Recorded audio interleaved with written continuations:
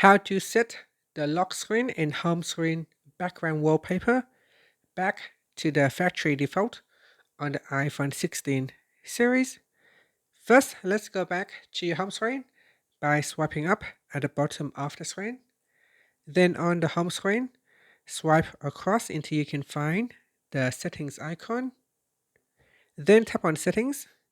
Now in settings, I'm going to go back to the main settings page. Next, we scroll down and then tap on wallpaper. Then in here, you want to swipe across. So swipe to the right until you go to the first set of wallpaper.